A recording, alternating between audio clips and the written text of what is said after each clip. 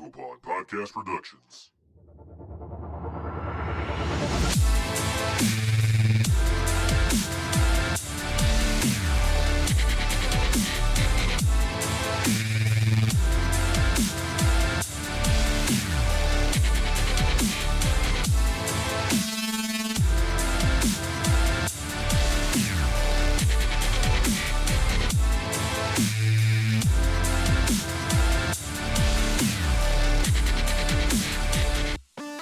Good evening, everybody, and welcome to Fragging Out. I'm Kinder.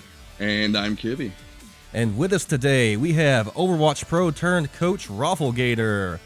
And don't forget, our intro music is by Efixa, E-P-H-I-X-A. Go to his SoundCloud for the song.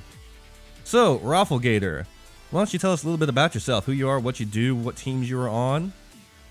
Yeah, sure. So I started off in beta. I played the game competitively very shortly. I started my own team. It was called Vigil.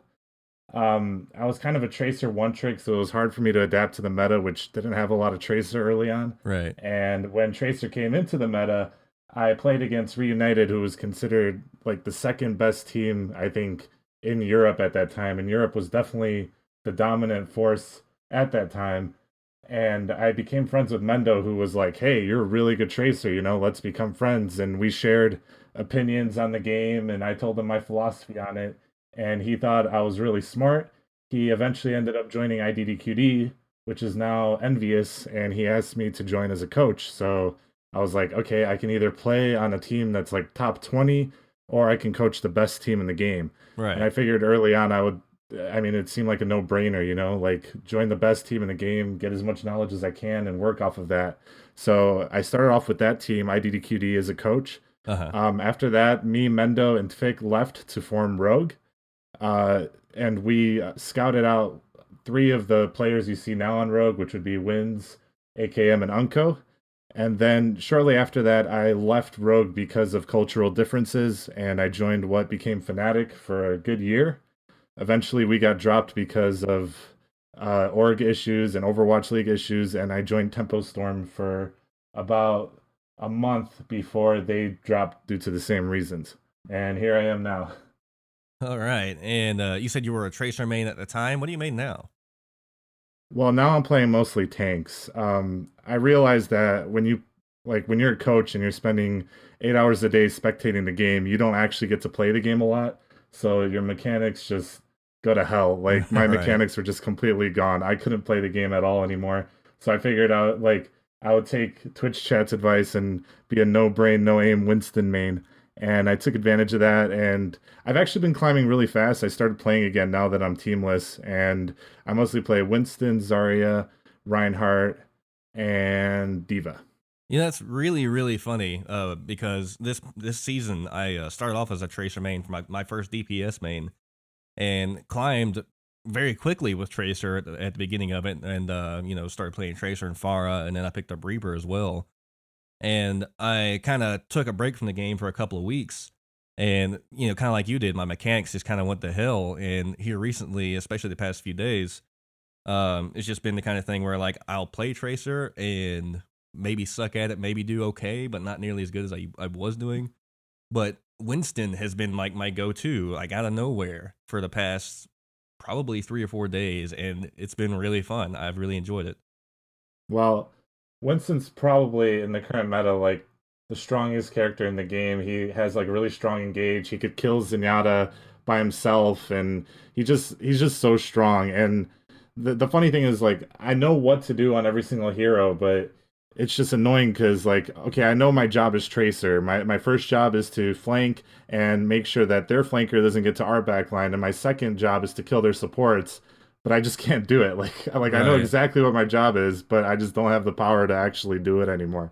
So I just go to heroes where maybe I don't need as much aim and mechanics, and it's definitely been paying off. It's good to use your brain sometimes instead of just being a mechanical beast on Genji or something. Right. And I've had the same problem too. Slippery mercies are the bane of my existence. Especially on point 2, what the hell is the map? Hanamura. There's those high areas there, and there's just every time there's someone hanging out up there on the enemy team, I go for the Mercy, get her down to like a single bar, and she just flies away. So I jump after her, and then she flies back down, and I'm like, well, shit, I'm jumpless now. Well, I have this mentality. When I see a tracer, I always assume that they're, or when I see a mercy, I always assume that they're there because they got carried. So, me, like, when I see a mercy, my brain just shuts off and I'm just like, okay, I'm going to kill this filthy mercy main. And If it's red, it's fucking somehow I dead. could hit like 90% of my bullets on a mercy, but if I'm facing like a Winston, I'll start missing bullets. Like, it's Right. just a complete different mindset. It is strange how that works. Let's go on and move on to topic one. Before we do that, anything to add, KB? No, I'm actually just quite enjoying the chatter here. Do have a few questions once we get into topic one. If you don't mind, I'll go and start that off. That's Topic fine. one, living the pro life. Now, I know, obviously, everybody listening, if you're a gamer, you probably have always thought at one point or another what it's like to go pro. And I obviously have that question as well. What's the difference? What's the biggest difference between, being able to sit at home with your pals and play around on some Overwatch and actually having to be a pro?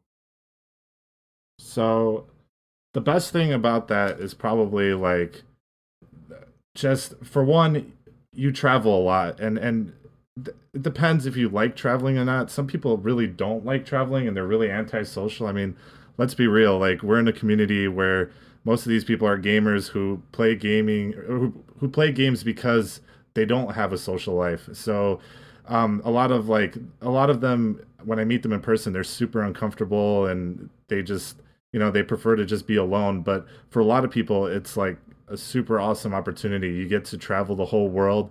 You get to stay at like 5-star hotels. You don't have to pay a penny for travel or, staying anywhere. Typically, like, a lot of places will give you food and stuff like that, and you kind of feel like a celebrity. When we went to DreamHack, for example, everybody knew who Fnatic was there. I mean, Fnatic is huge in Sweden, and like, we had a bunch of people coming up to us like, oh, you guys are Fnatic, are you guys part of the CSGO team? And we're like, no, no, no, no, we're not CSGO, we're Overwatch. And we had to explain that to them. And like people want to take pictures with you, people want to get autographs from you. It's crazy. You would never, like, I'm pretty sure if people from my school like saw me and were like, hey, Rob is getting autographs, like, he's giving autographs to people now, that's just crazy. And it's because he's involved in video games.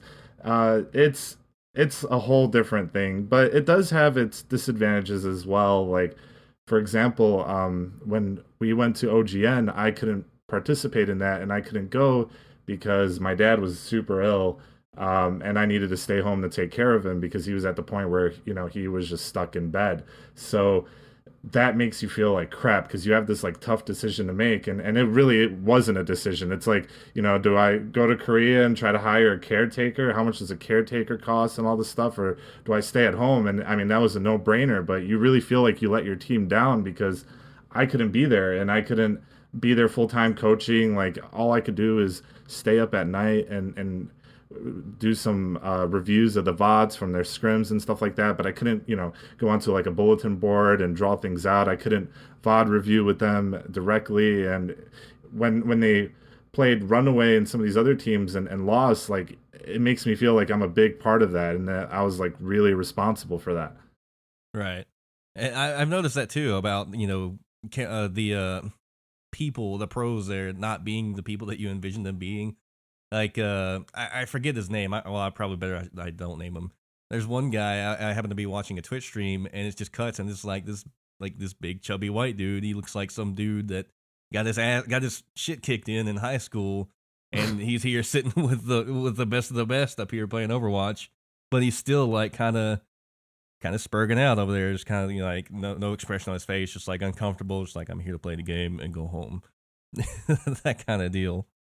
Yeah, I remember. I'm not going to mention this person either, but there was someone who I was friends with online for like a long time. He was on a team with me early, and I finally met him in person for the first time, and we were super good friends online. And I met him like, I noticed like we were on the shuttle bus to get to a tournament, And I noticed that he was sitting like all the way in the back by himself. So I go up to him like, "Hey man, dude, it's me. It's Roflgator. You remember me?" And he's like, "Oh yeah, yeah, I remember you." And I'm like, "What? Like, what's up, dude? You're acting weird. Like, is everything okay? Are you nervous or something?" And he just like, I swear to God, he literally didn't say a word to me. Like, he just couldn't talk at all.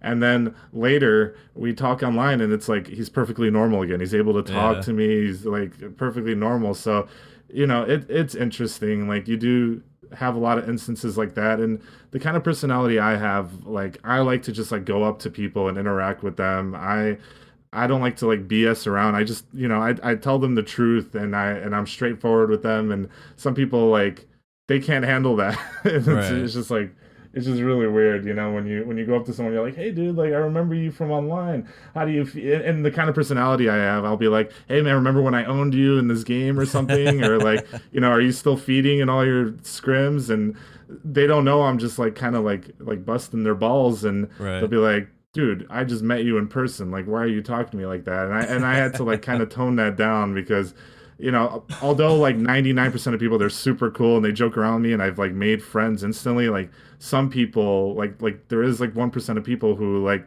they're not used to interactions like that in person. And when you come up to them, they're just like, "What are you doing? Like, get away from me. I don't know you," Right. like, even though I've known them for so long. Well, let's face it, right now we live in a society where Facebook and online interactions rule all. And it's a little weird. I know exactly what you're talking about. I've been in that situation before, as far as meeting someone that you met online or gamed with previously, and they're a little awkward. I myself, though, am quite the opposite. I'm a little more open socially if I'm meeting you face to face than talking online, which is if you listen to our first podcast, you probably notice I'm a little more on the tense side because I'm still getting used to it. But no, I know exactly what you're talking about. Yeah, I can tell you this. Like, I am very used to it, but not everyone is. I remember, like, there's a lot of people that, like, for example, when I went to my first event, I went to PAX East a long time ago, and this was like many many years ago. And it just, I felt so awkward around people. Like, people would come up to me, and I was a streamer back then, and people would come up to me like, "Yo, Roflgator, what's going on?" And I'd be like, Hey, who are you?" And it would just feel really really weird because I had no idea who these people were, but they knew who I was and they knew so much about me. And I was like, "Okay, yeah, sure." But then after a while, it became really really natural. And I always felt super weird about meeting people in person. Like, I always thought it would be really awkward. But like, for example, I have a friend, Pokelals, who's a streamer. We were friends for a long time, like before even he was a streamer or I was a streamer. Like, we've known each other, and we met up at PAX East, and I thought it was gonna be super awkward meeting this guy in person, and it was for like 5 minutes, because you're like going up and you're like giving this guy like a hug, like this guy who you've met online, but you put like a face to the voice. You've heard this Right. guy's voice for so long, and now you like actually see the person. It's really weird the first time, but after a while, it you just get used to it and it becomes super normal. My actual current girlfriend I met in Overwatch, and Oh, we that's the would dream. I was streaming one day, and I was just joking around with my chat. I was like, "Oh, hey guys, this girl sounds cute." And she was like, "How are you doing?" And I was like, "Oh, a lot better now." And I just like kept, hitting on her and all this stuff. And one day, like, I got her like Snapchat, and we hit it off super well, and we talked every single day. And I remember I like brought that up with her. I was like, "Hey, why don't we meet up in person one day?" And she was super uncomfortable with it for like a long time. But eventually, after we had been talking for months and months and months, she eventually became comfortable with it.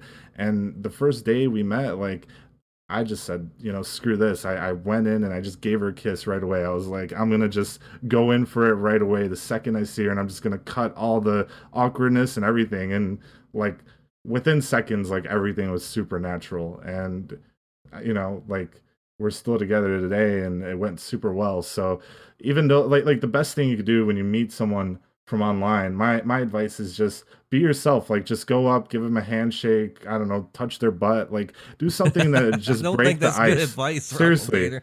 if you just go up to someone and just give them like a little pat on the butt and say, "What's up, man?" Like, they'll either be super uncomfortable and never talk to you again, or it'll break the ice right away. And that's what you want. Like, just break the ice, and then everything else will feel supernatural. I know that the last guy that slapped me on the ass, we became instant best And that's friends. usually how it goes. So I, Was there any point during that whole thing with your current girlfriend that you thought you were being catfished? I mean, I don't know. When I first met her, like her picture, I mean, I saw her picture and I was like, whoa, okay, there's no way this girl is like that. And then I kind of used like Snapchat as like proof, you know. Right. And I didn't even think that people could fake Snapchat pictures. Apparently people can, but I didn't know that. And I remember one day, like, it actually got me in trouble because my friend was like, dude, people can fake Snapchat photos. I'm like, are you serious? And I remember I asked her, I was like, do you want to like maybe, you know, talk on Skype? And she was like, you know, obviously like girls are going to be a little shy at first when you ask them that. And then I was like, oh man, I was like, and she's like, why are you saying this? Like all of a sudden, like, why are you so eager? And I'm like, oh, you know, my friend said that you should always Skype with a girl to make sure she's real. And it got me into so much trouble when I said that. She was like, excuse me? And I was just like, oh God, like she's going to kill me. But I mean, then after we had Skyped, like, you know, it was hard evidence that, you know, it was obviously a real person. And everything went great after that. well, and the great thing about meeting people online, I personally have never met a significant other online or anything like that, but obviously I've met several friends I've made through gaming. The great thing is, you know, people are awkward face to face sometimes, but you get to know the real person. You know, when you're talking online or when you're talking over the web, there's no, you know, there's no barriers for them. They don't have to worry about being judged or feeling a certain way because they can just kind of disappear. So you at least get a chance to meet the real person before you see them face to face. I don't know. I'm a lot more awkward. Like, well, I'm not awkward in real life, but I have a lot of weird body language that I found, and I've been working on that. But I'm a very good writer. So if I'm writing or like recording, I'm a lot more articulate. I can think things out a lot more. But in person, like it goes one of two ways. Either like I'm the life of the party, you know, like really super fun, or I'm just fucking quiet and like super conscious about myself. There is no in between with me. Oh yeah. Well, and I naturally am a very loud person, so I either draw the crowd or I piss everybody off. One of the two. So usually the latter, right? Yeah, I'm pretty good at pissing people off. I'm sure you'll all learn that real quick.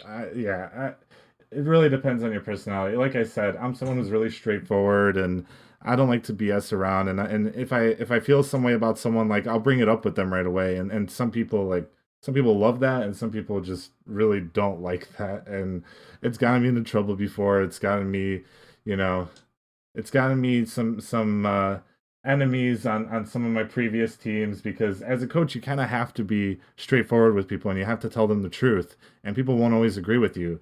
But I've never made a decision without talking to the other players first and being like, hey, you know, this person, I've kind of had this impression about them. What do you think? And, you know, obviously you want like a second opinion to make sure that you're not just being wrong. And when, like, as the coach, you're the guy that has to present that to people. You have to be like, listen, dude, like you've been doing this completely wrong. You need to change this right now. And some people will take that great, but I've had some people literally scream at me and tell me like, you don't know what you're talking about. No one on this team knows what they're talking about. You guys just hate me because I'm different and blah, blah, blah. And that's definitely the tough part about having to pull a leadership role. And being able to stick with it and being able to hold your team together, man, that's definitely admirable. I mean, just with my little group that I play with on Overwatch, a lot of times I'll try and pick up that role because, you know, we get on and a lot of people don't want to talk, don't want to give feedback and let everyone know what's going on. So I try and push for that. But at the same time, I kind of feel like I'm being an ass, you know. So I definitely can understand it's something that'd be tough to deal with on a consistent basis. Yeah. One thing about it is when you do it, like people will always, first of all, you have to make a decision that you feel is the best for the team. It has nothing to do between me and that person personally. hate is a strong word, and there's very little people that like I actually hate. And sometimes you just have to like remove someone from a roster because they're just not a fit. And there are some people who like I've removed a lot of players from a lot of teams. And there are some people that like they understand. For example, and I don't think he would mind me talking about it, Happy Cool, for example. Like Happy Cool is someone who we took him to DreamHack and he helped us get a second place finish. I mean, we beat NIP in that tournament. Nobody thought that NIP could be beat at that time. He played Diva amazing, and he was an amazing flex player. But little did we know that the meta was going to shift and people weren't going to be stacking tanks anymore. And we needed a second DPS. And I told him, I'm like, look, I think you're an amazing flex player, but we already have Cool Matt. And let's be real, like, Cool Matt's been in this team longer. Cool Matt is one of the best flex players in the world. I think you're also one of the best flex players in the world, but I do think you're a flex player. And he disagreed with me. Like, he said, well, I think that I am more than just a flex player. I could be a DPS player as well. But we didn't end on a bad note. Like, I still talk to him regularly. He's a really good guy and he's a good player, but he just wasn't solving the problem that we had. And like that's one of those situations where we can split ways, but we could still be friends. And a lot of times he'll ask me my opinion on certain teams, or he'll ask me advice. Sometimes I'll ask him some opinions on some things, or I'll ask him some advice, and we could still be friends. And that's great. Like that doesn't happen very often. There are people who I've had to deal with in the past, and like I said, I won't mention any names, but whatever team they're going to be on, they'll never let me into their team just because they feel super offended. They feel like because I removed them, like they have to hate me for the rest of my life. I've had a player who I removed and he literally refuses to say a word to me. Anywhere he sees me, he turns the back. I mean, keep in mind these people get on other teams and you see them in lands and they refuse to look at you, they refuse to talk to you, and you tell them like, "Hey man, look, this is esports. Like this is nothing personal. We had to make this decision. It was a team decision. It's not like it was just me hating you. And I have nothing against you personally." And they don't care. They don't want to deal with you ever again. Right. It's definitely an unfortunate part about having to coach a team, but esports, video games or not, it's really no different than football. You look at a football team and they do the same thing. If a player's not performing or if they're not a good fit at the time, end of the year, they get rid of them. So it's I'm sure it's definitely something that's hard to deal with, especially when you've worked so close with those people for such a time. Yeah, and one important thing is I will never remove anyone unless I feel that there's absolutely no way that we can grow as a team with that player. Like every player that you've ever seen removed, not all of them are necessarily poor players, but like there's always like a formula that you need. Like if you look at a team like C9 has some of the best players in the world. Yet and they have a Korean coach who has been proven that he knows what he's talking about. Yet they always have struggles in tournaments. They're never able to like get that top finish that they deserve. And it's because there is a formula in this game that's very, very important. You need to have some star players who can go out and get the job done, but you also need the players that set up those star players. You need vocal players that could set up strategies. You especially need a Lucio who can call when his speed boost is ready, and you need structure, and you need like a whole system. And some of these teams I'm really afraid because right now Overwatch League is happening, and I feel like a lot of these teams, unless they pick up full Korean teams, which I think a lot of teams will do, I think there's going to be all these mix and matches that aren't going to be able to work together, and and considering they have to sign them for minimum a year, it's going to cause a lot of issues in some of these teams. And I can already see some of these teams making these huge mistakes where they're going around and they're picking up like the best mechanical players they can, but they're not keeping in mind that like you need those little those people who don't get the praise, those people who just call the shots, who make the important calls that like people don't notice in tournaments. They don't notice that stuff. So I really fear that a lot of teams aren't going to get that formula, and then a lot of these teams are going to have the best players in the world and they're going to struggle because of it, because they're not going to be able to work together, call those strategies, and adjust. Right, that is very important. Moving on to the next question in the topic. What would you say is the most disappointing part of being a professional Overwatch player or a professional Overwatch coach? Well, like I said, traveling is a double-edged sword. It's super fun at first, but sometimes you get stuck in a shitty hotel for over a month. I mean, Right. we've been in hotels with rats. Like, we had a hotel with a bathroom that was the size of a freaking closet. Like, and I am 6'6". I couldn't even use the Jesus bathroom Christ, you're without that tall? keeping the door open. Yeah, I had to keep the door open, and I had to have my feet hanging out the door in order to use the bathroom. Like there have been just and we and when we went to like when you go to another country, you don't speak the language, so a lot of times you just kind of feel like an outcast. You go to places and you can't even ask anyone anything because nobody understands what you're saying, Yeah. and you could be in a country for months, and during that time, like, you're not seeing your loved ones. You could get really homesick. And when Fnatic was at its prime, we were just traveling from land to land. We're like, okay, where's the tournament money? We're ready for the next tournament. We were placing top four in every single tournament. And during that time, like, there was a lot of like luckily we were such good friends. Like, everyone in Fnatic was super close. We did have like a few players that kind of like, you know, um didn't mesh well with the team, but at least like four or five of us always at a time got along super well. Sorry. And it helped us like keep sane, because honestly, if I couldn't like joke around with them and have a good time with them, I would have lost my mind on so many of those tournaments. And like, it's really not a surprise that a lot of these pro players are just like, dude, I am burned out on this lifestyle. This is ridiculous. I don't want to be like away from home for months, traveling and doing this stuff, getting stuck in these crappy Airbnbs and all this stuff. It's honestly exhausting. It really is. And like, sometimes you just want to go home and just be at your computer with your family and all that stuff, and you have to wait weeks and months before you can do it. I know it's a lifestyle. It's not just a job. Back when I was younger, I thought I wanted to be a tattoo artist. And that was the same kind of deal. Like, it's not a job, it is a lifestyle. You don't do this job without getting in with these rough crowds. You don't do this job without traveling to like tattooist conventions and learning new art and new styles and things and going to other shops and networking, because otherwise you're just not ever going to make money in this industry. So it's not a job. It is absolutely a lifestyle. And I got burned out within the first 2 years of my apprenticeship because I couldn't handle that lifestyle. That's not what I wanted to do. I wanted to live a family life. I wanted to be a family man. And not to say you can't do that and be a tattoo artist, but you can't do that and be as successful an artist as I wanted to be at my skill level, at least. And I think it's the same kind of deal with professional gaming.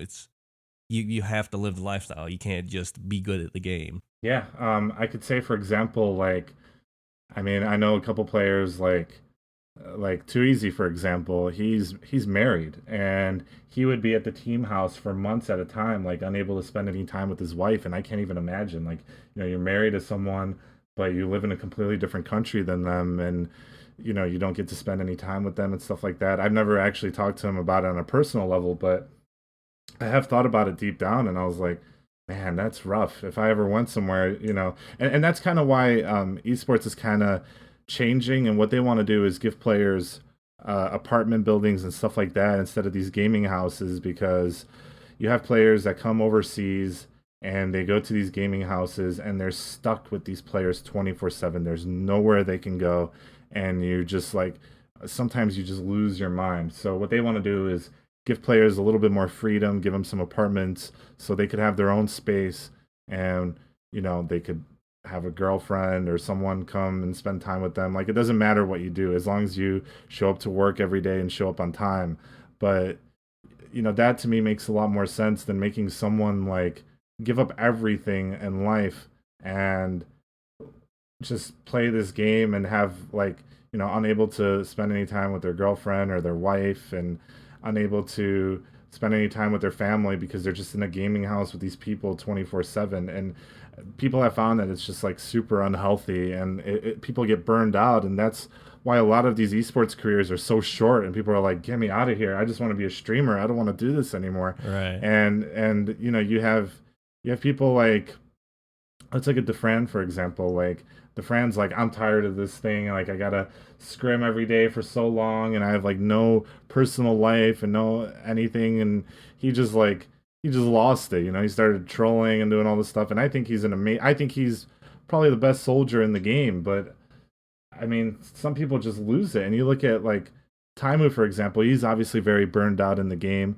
He's one of the best soldiers in the game as well. He's one of the best aimers in the game, but he's going to lose his mind if he's constantly just going to be traveling and forced to do things that he doesn't want to do. So esports really is going to have to find like some kind of balance where people can have their own space, have time to spend with their families or whatever they want to do, and then really buckle down and prepare hard for tournaments and, you know, all that stuff as well. Like, there has to be more of a balance.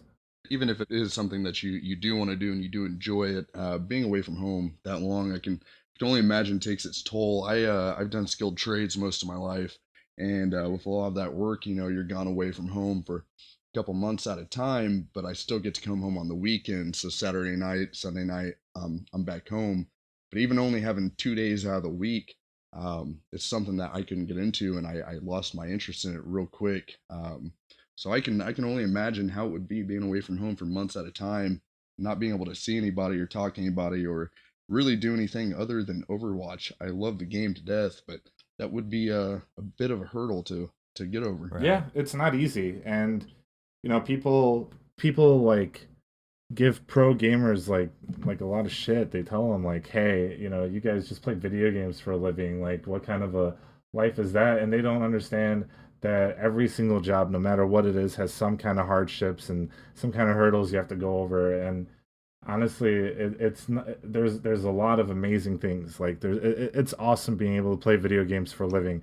But keep in mind that if you want to stay the best at the video game, you're gonna have to play it so many hours that you don't even like it anymore. You're gonna have to like go into these gaming houses. You're gonna have to develop team synergy. You're gonna have to spend time with these people, and these players might not necessarily be your best friends. Like, they might be people who you can't stand, but you got to work with them, and you got to find some kind of way to make your team as good as it can, or you're gonna lose your job. And people don't understand the hardships that are involved in this industry. Like, yes, there's some amazing things, and I've had the best year of my life, the year when I was traveling with Fnatic everywhere. I had just met my girlfriend. Like, everything was on top of the world. And you have to keep in mind, this is a very competitive scene. Like, right now, Tempo Storm just dropped their roster. I have to find a new team now. It's very stressful. Like, I had a very good, steady income for over a year. Everything was going super well. All of a sudden, like, your team disbands, or you know, maybe some pro players, like, they get replaced by someone else, and they have to find a different place to call their home. And that's not something that's always going to happen overnight. And some players, like, they need that money to like pay for an apartment or pay for something. Like, we had players in Fnatic who were like literally homeless when they came back from Korea because they like sold their apartments to go to Korea for months, and they came back, you know, being told like, hey, you guys are gonna have a gaming house, and you know, the gaming house was delayed. It wasn't their fault, but like, you know, sometimes you have these expectations, and people come back and they don't even have a place to go to. They have to stay at an Airbnb for a month and look for a new place to live. Like, there's so many things that happen that people have no idea about, and there's a lot of hardships involved in this. And a lot of times you have to just drop your entire life and say goodbye to your family and live in these gaming houses, and just, it's exhausting. All right. And so what you're saying is pro gaming is real life and not just some fantasy world that we all want to live in. Yeah, I mean, like I said, everything has a pro and a con. All right, well, that pretty much covers it for topic one. We ran a little bit longer than I thought we would on the first half, so I think we're going to go ahead and go to break. And after we come back, we'll start on topic two, State of the Overwatch, Roflgator's take on the game. We'll be right back.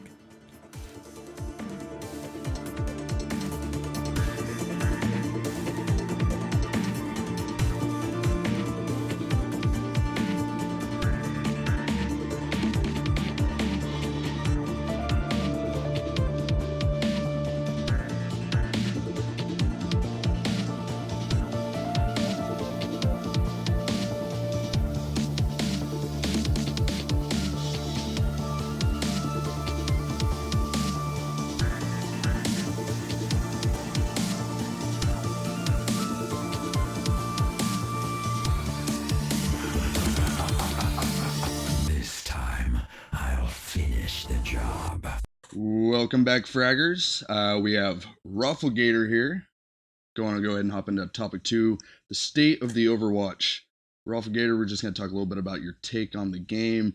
Currently, what do you think about the current state of Overwatch and the characters and the meta? Well, I want to say first, before I say anything, no matter what state this game is, somebody will always complain about it. And I want to make that clear. Like, when Reaper Ana was the meta, everyone complained that it was brainless. All you have to do is ult Reaper and he kills the whole team. Then Dive became meta and people are like, oh, this is awesome, something new. And now people are tired of Dive. When Triple Tank was the meta, people argued that Tracer and Genji weren't getting any like play time. And no matter what happens, like no matter what my opinion is, the whole community will always complain about the meta and find something to bitch about, because it's impossible for every single hero to be viable, and someone's favorite hero is always going to be unviable. Oh, you know, where are all my Symmetra mains at? But the current state of the meta, I definitely think that they're taking the right approach. I like the fact that they're buffing other tanks like Zarya and Reinhardt. I think that Reinhardt is like the perfect example of what tanks should be like. It's a hero that's kiteable. It's a hero that has a lot of flaws, but it does its job really well. He comes in with his shield and he blocks a lot of damage. He has a charge, which is an effective CC, and his ultimate can knock a whole team down. Like, but it takes a lot of skill to use. And I think Reinhardt is like an example of like a really, really good tank. So it's good to see him back. It's good to see Zarya back because, you know, Zarya is very exciting. I don't know how excited I am about her ult, like, not being able to get like escaped from, because I do think that ultimates do need counterplay, and I think that takes away a lot of the counterplay from it and kind of makes it like, okay, the more people I get in this ultimate, the better. If they don't have defensive ults, we're going to guarantee win this fight. So I don't like that necessarily, but I do like the direction they're headed. I do like the fact that they're buffing other tanks and they're buffing Reaper and they're buffing McCree, because those are heroes that are really fun and they're not just divey. They require like a little bit of a more slow gameplay, and I love slow gameplay. Like, trust me, Fnatic, we were one of the best triple tank, 4 tank teams in the game. As soon as Dive came, we were just like, oh god, this is so annoying. Like, we don't want to learn this. So I love it. Like, I love slow gameplay. I would love to see Reinhardt and Zarya come back. I have a feeling that there's a good chance that we might, and I like it. I like the direction they're taking. I definitely agree that people bitch about the meta. I like to scroll through Reddit quite often, on the Overwatch Reddit, and I do see that a lot. People complaining about the change in characters and the way the meta is changing, but I really think that that's going to be what keeps the game alive. You know, it hasn't been stagnant since I started playing, and again, as I mentioned in episode 1, I just started playing back in March, and just between March and now, there have been so many changes, both to the meta and to characters alike, that the game just, it refuses to be stagnant at all. And you know, part of that change just happened last week. On Thursday was the addition of Doomfist, and I've noticed that he's definitely changed the game a lot, for me anyway. What do you think about Doomfist and how he's going to affect all of that? So I think, first of all, I think Doomfist is a very ironic hero, because like Blizzard clearly said that they don't like one-shot mechanics, and that's why they nerfed Roadhog. But now you look at a hero like Doomfist, and he comes in and he's just one-shotting people left and right, slamming them against walls. The nice thing is, like, it does require somewhat of like preparation to set up, because, you know, it's not just, okay, if you're in vision, I'm going to hook you and you're going to die in one hit. It's like you got to be along a wall. I do think that Doomfist is a really exciting hero, and it's a hero they could learn a lot from. You know, it's a hero that looks like he's going to require like a lot of mechanics to play properly. There's combo potential.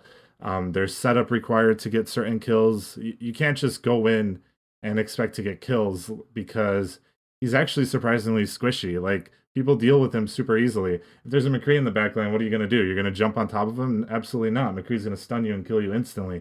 You kind of got to play smart with him. So it's interesting as teams evolve and play more Doomfist. I'm super excited to see what people are going to do with him. There is one thing I don't like, and I don't like the fact that Zarya Doomfist combo like counters almost everything in the game, and it just one-shots everything. It's cool that it's like a setup like that, but I believe that in order for the game to be truly competitive, there needs to be like counterplay. And considering that, like, even if you have like, okay, Zenyatta ult, for example, if Zarya ults you and Doomfist hits that, everyone but Zenyatta is pretty much gonna die. So I don't like that setup, and I think it's that kind of stuff is a little bit cancer for the game. But other than that, I think he's a cool hero, and I'm really, really excited to see what people are gonna do with him.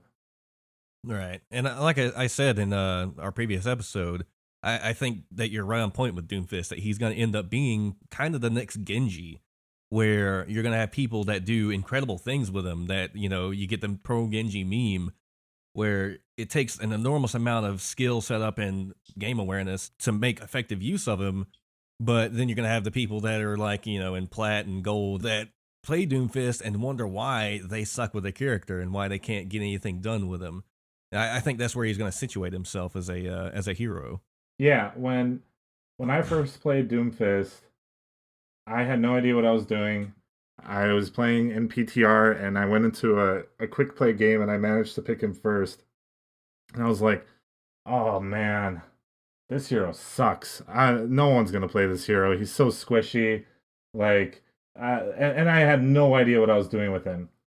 So then we go into scrims and I start discussing like the hero with my teammates, and they're like, "Yeah, Doomfist is good, man. Like you just have to know these combos and all this stuff." I was like, "All right, Dreamcasper, go ahead. Let's pull out Doomfist." And I made like a comp, and I was like, "Let's try out this comp." And we ended up scrimming like a top tier team, and Dreamcast was just getting kills left and right with this guy, and I'm just like, whoa, like Doomfist, what the heck? And granted, he got nerfed like 3 times after that. As long as I was doing scrims and people were playing Doomfist, like they were making some interesting things happen. And it's like the thing is though, I can't tell if the hero is really good or if people just don't know how to play around him yet. Because I mean, let's say Genji just came out today, and people see a Genji, like you're playing Widow and you see a Genji, the second you see him, you're gonna shoot him right in the head, thinking you're gonna kill him, and then he's gonna reflect and shoot you in the head, and you'd be like, "What the hell was that?" And it took people a long time to figure out, like, oh, there's a Genji, I should bait out his reflect. Like these are like the little things that people learn slowly over time. And I think that there's a lot of things that Doomfist does, like these like slams and punches into the wall, that people are gonna realize, like, okay, if I play like this, I'm guaranteed gonna die. So I'm not going to go into these hallways anymore because there might be a Doomfist there, or like stuff like that. And I'm really curious to see how Doomfist players are gonna succeed when other people start understanding how to play around it and how to avoid playing in like these little corridors. Because a lot of Doomfist I see, they just hide in these little corridors and like bait out people to chase them or do something along those lines and then just punch them into a wall. Well, people are gonna adjust their gameplay when that happens to them, and I'm really curious to see like how Doomfist are gonna succeed, considering the fact that you can just turn around and blow up the Doomfist. His hitbox is much bigger than heroes like Tracer or Genji, and he doesn't really have like a reflect like Genji or a recall like Tracer. He has to like actually like hold down his fist or like jump up. It's really hard for him to escape once he's gone in. So I'm really interested to see what people are gonna do with him. Right. And I think what's going to end up happening with Doomfist is he's going to end up being the guy that punishes positioning hard. Kind of like they intended Roadhog to be, I think, but ended up being hook you from a mile away, punish you that way. I think that's what he's going to end up doing, though, is really being positional punishment rather than going in and diving like a Genji or a Reaper would do, or even a backline punishment. I don't even think he belongs in the backline ever. Yeah, I agree. Well, and I don't know if I don't know if you're aware of this, Roflgator, but I do not play PC. Again, I do play on Xbox. I'm a console guy, and one thing that I've seen on console a lot already is that those Doomfist players are getting on the front lines a lot more, and they're already getting good at hopping in, taking someone out real quick and pulling back out, get that charge on their shield, and it seems like the Xbox community has actually caught on pretty quickly with him. So I'm not sure what you guys are dealing with on PC there, but he's already become a bit of an annoyance. on console. I have a Mercy main that I pretty consistently play with, and she knows her stuff. But I seem to be having to block her a lot more from Doomfist than anyone else in the game. So that's kind of become an issue for me as a tank. I'm a Diva main, and I just seem to not be able to leave my Mercy hardly any point in time if there's a Doomfist on the field. Yeah. First of all, sorry you're stuck playing with the controller. Second of all, I prefer it actually. I quite enjoy my controller. I'm working on upgrading to the Xbox Pro controller for the extra 4 buttons. Not that I it'll thought that do too much, until I but picked up the I PC. enjoy the you controller. can't convince me. One time, I was in this LAN in Chicago. Sorry, this is completely off topic, but Go this will ahead. be quick. You're cool. And there was this guy.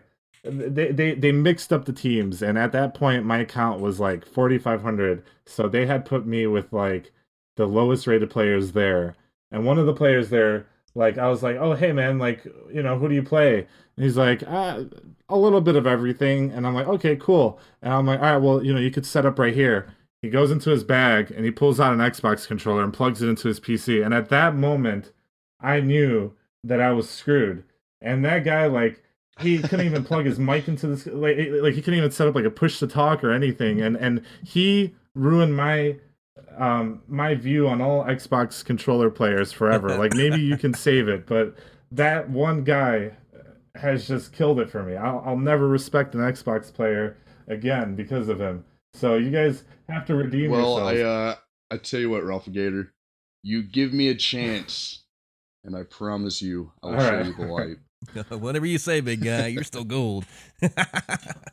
Well, I actually, since the last recording, guys, have taken my SR up about 250 Okay. points. I'm almost to plat now. Again, I started at the very end of season 4. Started actually playing, and as soon as I hit 25, I jumped in and solo queued all the way through, and did not do so hot. So I feel like for the 118 hours I have in, I'm pretty proud of my SR currently. Okay. That's about where I was about that time. But this is also my first PC FPS as well. And it took me a while to crawl up through the ranks. Like I said last one, about every season I go up another rank. So about season 6, I'll hit GM maybe. But Yeah. I mean, I could tell you this. I've had a lot of games in the past where at the start, you'll have the players who are like the C and the D tier players, like they're very, very low. And then I've ended up like quitting that game for a while. And then sometimes I'll come back just to see what happens. And those guys are like at the top of the rank. Like they've played it for so long that eventually they work their way up. So there's always hope. Like no matter how far behind you are right now, there's always hope that eventually you can Right. make it to the top. Well, and I'm confident I'll get there eventually. I've been on a like I was talking about last episode. I've been on a little bit of a yo-yo where I continually get up, 200-300 SR and then drop 100 or 200. So it's just been a slow climb up that ladder. Now, with the addition of Doomfist, we also know that there's a couple nerfs and buffs coming out with some characters in game that they're working on in PTR currently. But aside from those, what characters do you think may need a little bit of a change in game to help shake things up a bit? Uh, I personally have this huge vendetta against like the defense classes in this game. I think they're very inconsistent heroes and they're very situational. And the fact that like Blizzard presents these heroes and allows them to be played anywhere really like kind of ruins solo queue for a lot of people because you have people who will win like a bunch of games because they like this someone is a Torbjorn main, for example, and if you put him on capture point, he'll do a great job as Torbjorn because he's so useful on defense and all that stuff, and he might win 10 games in a row because he gets Torbjorn on capture point. But then you play that Koth game with him, and you have to go through a choke, for example, right? And you have this Torbjorn main who's like setting up a turret outside the choke that the other team is just ignoring. They're just waiting for you to go through that choke and kill you as soon as you go through. And Torbjorn's completely useless. And you'll tell this guy, like, hey man, could you maybe swap to something else? Like, I don't think Torbjorn's going to work here. And they'll say something like, well, you can look at my win ratio. my Torbjorn is the best in the world, and you try to explain them like that's fine, that's freaking wonderful, but it doesn't mean anything here. You're not going to help us get through this choke with that hero. And I think that heroes like Torbjorn, Semestra, Bastion, who are super situational and only work on certain heroes, are like the bane of a lot of people's existence. And, you know, like, for example, you play Symmetra, how are you going to retake the point if someone else already takes it in Koth? You have to move forward and set up turrets and hope that you bait the other team to go back, and then they have a Winston and your turrets just blow up instantly. Like, there are some situations where that hero is great, don't get me wrong, but I think that the fact that they're available to play on every single map kind of kills it, because they're just so situational, and there are people that will only play that hero and nothing else, and it kills the game for a lot of people. And a lot of them are just like, I mean, for example, when was the last time you've seen like an effective Bastion or something like that? And I think Bastion's like a super cool hero. Like, he's someone that I'll pull out sometimes and have fun with, but you know, in competitive play, you pull out a Bastion, the other team just puts Diva in your face and you're dead. You're not going to be able to do anything. So a lot of these like defensive heroes are just silly. I think that one that's like an example of a really good hero is Widow, where if you have a bad Widow, um, it's completely useless. But you can have a good Widow who's good anywhere, like can change the game almost anywhere, and they're like super good. Like they could just get headshots left and right, and you could see Widow in competitive play. And then you have, you know, Torbjorn, who people will pick on offense and just be like an issue for their team. It's not helpful, and like I understand that sometimes it works and that's great. Like, you've made it work in the past, but a lot of times like these teams have to play completely around you, and you just make their life a living hell, and it really like takes away from the game. So if I had to say like one thing that's kind of an issue with this game, it's definitely the defensive heroes, and I could see that they're making like an effort to change it. I mean, there's been Hanzo buffs recently. There's been a whole bunch of reworks and changes, but they're gonna have to do a lot more, in my opinion, because it is an issue, and it's something that's especially plaguing solo queue.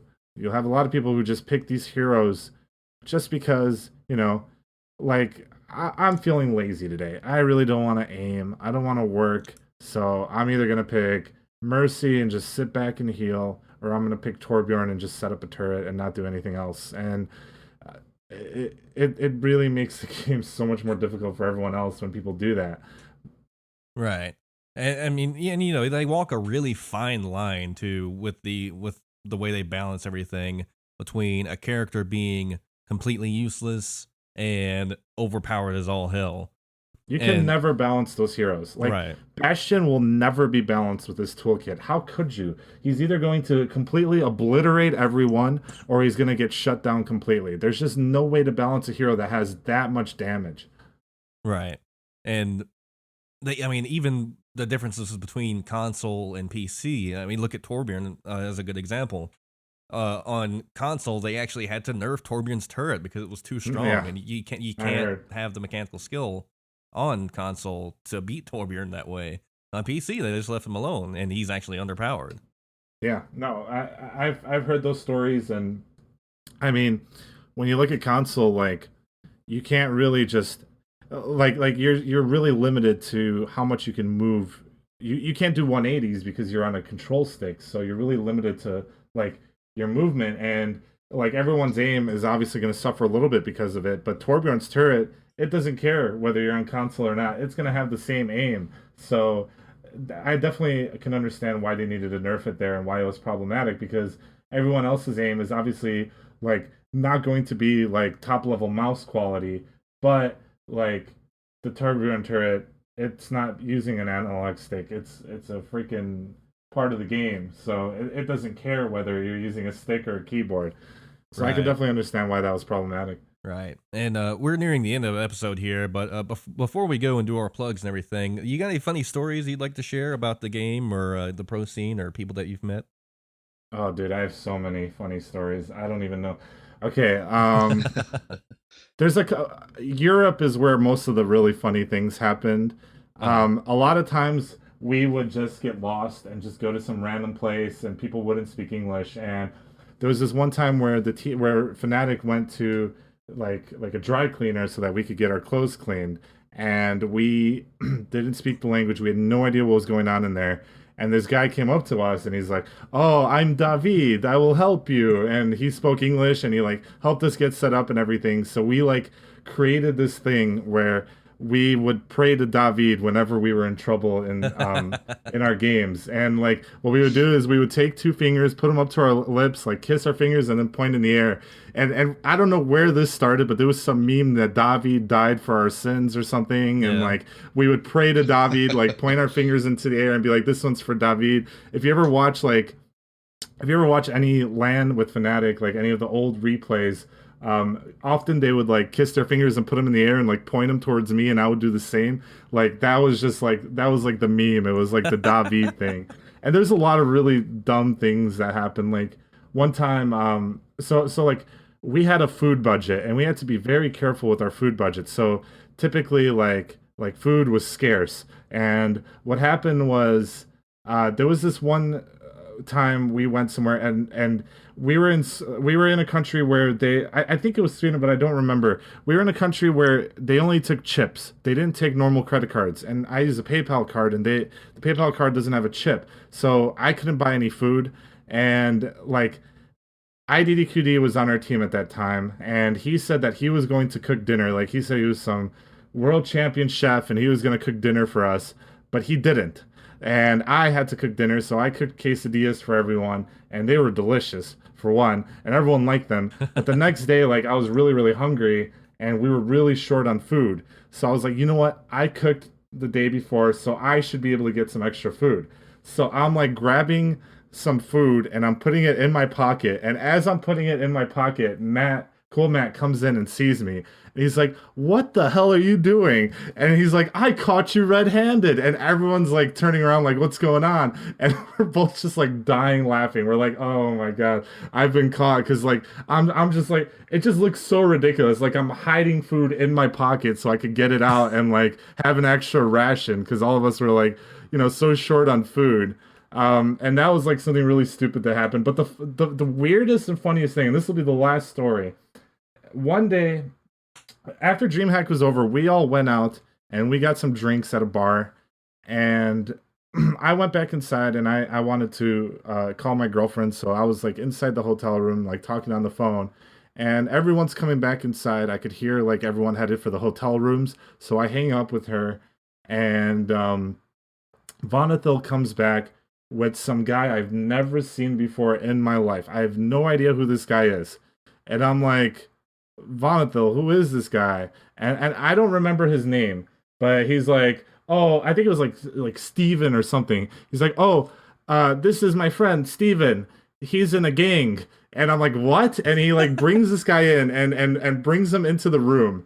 And the guy's like, "Oh, hey, thanks for bringing me in, guys." He's like drinking our drinks, like he's smoking cigarettes in a hotel, and I'm just like, what is happening right now? And Vonathil's like the kind of guy, he tries to make friends with everyone. So he made friends with this random gang member who was in the Hell's Angels or something. Like I have no idea what's happening. And Vonathil is wasted out of his mind. He's like singing Swedish songs with this guy because we're in Sweden. He's singing Swedish songs with this guy, and they're just like talking Swedish and screaming. And I go up to the guy and he's like, "So, you guys do esports? My brother does esports. Maybe you guys can give my brother a tryout." And I'm like, no, I don't think we can do that. And he's like, "Who are you guys playing?" And we're like, "NIP, we have to face NIP." And he's like, "Okay, you know what? Tell me what they look like. I'll get my bros. We'll break their legs." like what is going on? And I'm not making any of this up. Like I swear to God, this was the most random thing in the world. And like then the night ends and we go back to our rooms and Steven finally leaves or whatever his name is, and Vonathil knocks on our door, and we're like exhausted. It's like 4 a.m. at this point. We open the door and he starts speaking Swedish. And I'm like, Vonnegut, I have no idea what you're saying. And every time I say that, he's piss wasted, and he starts laughing every time I tell him like I have no idea what he's saying. I'm like, all right, Vonnegut, I'm gonna close the door. And he goes, and he's like, he starts yelling like in Swedish, like he's mad that I'm closing the door. And I'm like, okay, Vonnegut, I need to go. And he starts banging on the door, and I'm like, Vonnegut, what is going on? And he's like, I know everything. And he was just saying stuff that made absolutely no sense. And like, oh my God, we had to close our doors and like pretend we were asleep because like we had no idea what was going on. And then eventually like we hear like some strange noises and like all I remember is like I opened the door and Vonnegutl's running down the hallway and like someone else is like chasing after him and we're just like trying to figure out what's going on and we just called it a night. Like Steven was gone, everyone was gone, and the next morning we like woke up and nobody had any idea what was going on. Like we had some like gang member in our hotel room, like we were all wasted. It was just it was ridiculous. And stuff like that would happen all the time with this team.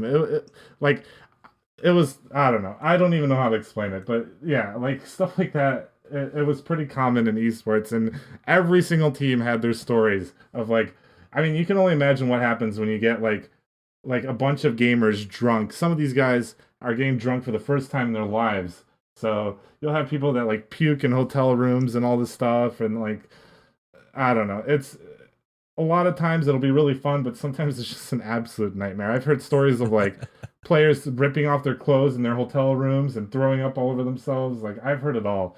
So yeah, that was probably the weirdest and dumbest and funniest thing that's ever happened to us. Oh man, that sounds like a lot of fun. No one ever said the life of a rock star is an easy one. Before we go ahead and hop off here, though, I'm sure everyone wants to know, what are your plans for the future? Do you want to continue pro gaming, or are you going to hop back onto streaming, or what do you have planned? Well, unfortunately, because I put so much time into this coaching stuff, I haven't been streaming. So when I come back now, like I mean, I'm lucky to get 30 to 40 viewers. Like sometimes people will drop me a host and I'll have a really good stream, but I've got a long way to go before I make enough money, to actually, because I live in a house. Like I live in a house, so I need to make money. Right. So streaming might not be an option. I am actively looking. I do have some offers, but I mean, I want to get into Overwatch League. I've put so much time into this thing. Every team I've ever worked on has improved so much that I think that I would be an asset to any team in this in the Overwatch League or otherwise. So I definitely that's going to be my goal, is to get into the Overwatch League. And I have a feeling that like some teams might go with like Korean coaches. So if that doesn't work out, then I'll definitely go into like some kind of team outside of the Overwatch League, hopefully, and coach them instead. Right. And you guys heard it here first. If any of you pros out there listening and need a coach, Roflgator is a free agent. Hit him up. And yeah, I mean, we I'll make you are. better. Oh, okay. Go ahead. No, that was it. Just I'll make you guys better. All right. We are approaching an hour in our show, so it's time to wrap it up. First of all, Roflgator, you want to get some plugs out for your content, like your stream links, your Twitter, all that? Yeah. So my Twitch is Roflgator, Roflgator. My Twitter is Roflgator OW. And I've also am working on some content with the Gaming Curios channel, so I would definitely recommend checking them out. I'm planning on making some analytical videos with them, and kind of similar to like what like Flame does and some other people in the community does. But I think that I have a lot of information that the other analysts haven't been sharing. So I want to kind of put my spin on it. So I'm going to try to figure out a way to make it work with them, because their channel is a little bit more, it's not really all pro scene. There's a lot of like casual players who just want to see like top 10 Junkrat plays and stuff like that. So we're going to try to like find a way to make it marketable and present it in a way that can also help professionals and players who may not be invested in competitive scene alike. So that's going to be on the Gaming Curios channel, and I definitely recommend checking them out. I do a lot of like their jump videos, like how to get to certain areas with Soldier or Zarya, and that series has been super successful, so I do recommend you guys check them out. All right. And also, don't forget to go to fraggingout.com, fragging out, or Twitter at fraggingoutpod. Also, our sister podcast, Sagopod, at sagopod.com, Twitter at the Sagopod, Sagopod. and Facebook.com/Sagopod. Hopefully, everything will be up and running and right by the time we release this. And again, this has been Roflgator. It's been a great time having you on, man. Really good content, really good stories. Absolutely. Thank you so Had a much, whole lot I of Roflgator. fun. appreciate it. Thank you guys for having me. It's been fun. Hey, we wish you the absolute best in your future career, and hope to see you in there in the league. Well, I Tearing think it up. everyone's going to need luck, man. Overwatch League is going to bring in a lot of Koreans, and, they're definitely justified. I mean, they're really, really good. So, everyone in NA, you're going to have to work really hard for your spots. Good luck to everyone. Good luck, motherfuckers. And we'll see you next time. Fraggers out.